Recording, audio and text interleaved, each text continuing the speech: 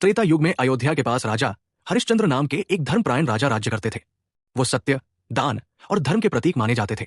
कहा जाता है वे कभी झूठ नहीं बोलते थे, चाहे प्राण ही क्यों न जाए।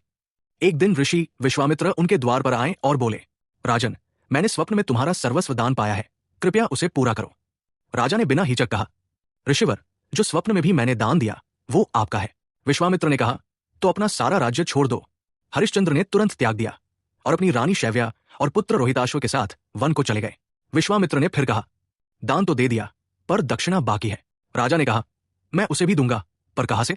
ऋषि बोले, किसी और के अधीन होकर काम करो। राजा ने काशी के श्मशान में जाकर शवदाह का कार्य स्वीकार किया। रानी ने नगर में जाकर किसी ब्राह्मण के यहां दासी का कार्य किया।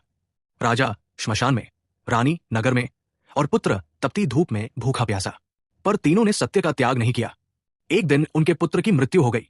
रानी उसका शव लेकर श्मशान पहुंची, पर राजा ने कहा, यह श्मशान शुल्क का स्थान है, मैं बिना शुल्क के अग्नि नहीं दे सकता। रानी रो पड़ी, क्या एक पिता अपने पुत्र से शुल्क लेगा? राजा बोले, यह मेरा धर्म है। उसी समय देवता विश्वामित्र और स्वयं इंद्र प्रकट हुए। उन्होंने कहा, राजन, तुमने सत्य की पराकाष्ठा कर दिखाई है, तुम्हारा नाम युगों तक सत्य के प्रतीक के रूप में लिया जाएगा। राजा हरिश्चंद्र को स्वर्ग की प्राप्ति हुई। ये कथा मार्कंडेय पुराण, देवी भागवत पुराण और ब्रह्मांड पुराण में विस्तार से वर्णित है, जहां राजा हरिश्चंद्र को सत्य का अवतार कहा गया है। क्या आपने राजा हरिश्चंद्र की ये अद्भुत कथा पहले सुनी थी? कमेंट में हाँ या नहीं लिखकर बताइए। और अगली कहानी आप किस विषय पर सुनना चाहते हैं, हमें सुझाव दीजिए।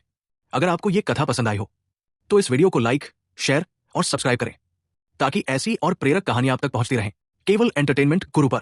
और अगर आप कोई सुझाव देना चाहते हैं तो नीचे कमेंट सेक्शन में जरूर लिखें। आपके सुझाव हमारे लिए बेहद बहुमूल्य है।